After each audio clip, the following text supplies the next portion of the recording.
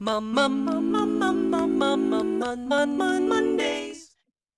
Hello, everyone. Welcome back to another episode of Mom Mondays.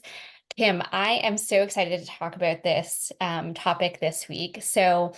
As most of you probably know, I have a child with SLC13A5 epilepsy, Rowan, and he's our only child. I do think that, our cat is also one of my children, but, in terms of human children, we just have Rowan. And we are always thinking about family planning and kind of adding to the family. But I'm curious about the dynamic between children with SLC13A5 epilepsy and their siblings for the families that do have kind of the larger families with the mix of affected children and typical children. So Kim, I know that you have four kids, two of which, Tessa and Colton, have SLC13A5 epilepsy. And then you have Lily and Maggie, who are teenage girls and are neurotypical. So I'm just wondering, can you walk me through, what is their relationship like with Tessa and Colton and vice versa? What's Tessa and Colton's relationship like with Lily and Maggie? Yeah, absolutely. So excited to be talking to you again, Amber. And Rowan is so cute. So he's perfect. Just doesn't sound like it right now. But the topic of siblings is always a fun one. I think that for us, I think with any siblings, those relationships change over time, right? Like when our kids have 2 to 3 years between each of them. And so from start to finish, it's almost a decade. And so there are, differences. When all the kids were little, like at one point, for a good amount of time, we had 3 little girls and they, Lily, Maggie, and Tessa, and they did a lot of things together. And Tessa is our oldest, but because she has SLC13A5 epilepsy, she's been a little slower to learn how to do things. And it actually worked out really well when they were little because activities that were appropriate for, a 1-year-old Maggie were also appropriate for like a 7-year-old Tessa. And that was really convenient, but also made them, super close as little kids.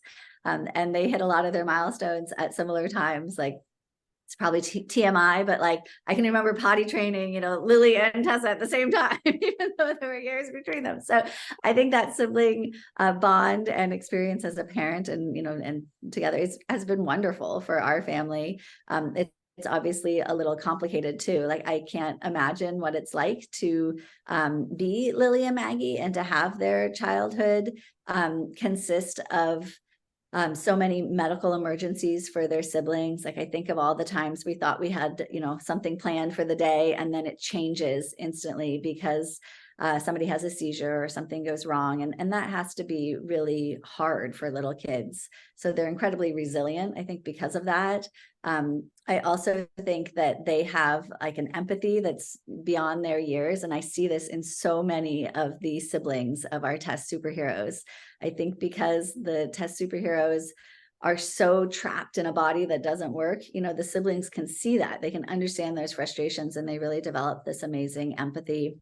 And frankly, an ability to like communicate even when there are no words. Like my, Lily and Maggie almost always know what Tessa and Colton want, even though they have very few words to actually say what they're wanting. So I think that all the siblings of the TESS superheroes are just incredible human beings who are going to do extra great things in life, but they've also faced significant challenges because of their siblings, and they're very independent. I hope they know how amazing they are. I hope they feel like seen and heard. And, I know that all of us parents are so proud of each other's kids and how the families have coped with what really is a complex and challenging experience of raising a family. And I also hope we did a series. So my daughter Maggie interviewed some of the other siblings for TESS Research Foundation, and those videos are on our website, and I hope people will go and find them because they are gold. Like I love hearing the conversations between the two siblings and hearing in their own words how they describe what it's like to grow up with a sibling that has a lot of struggles. So go poke around on our website, tessresearch.org, and watch those videos. And our siblings are amazing.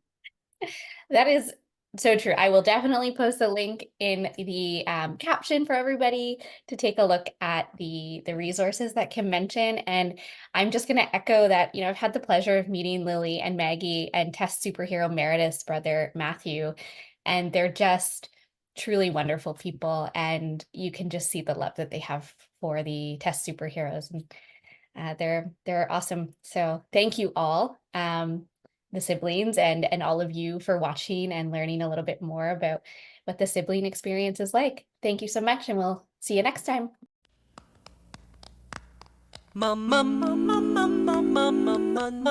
Monday.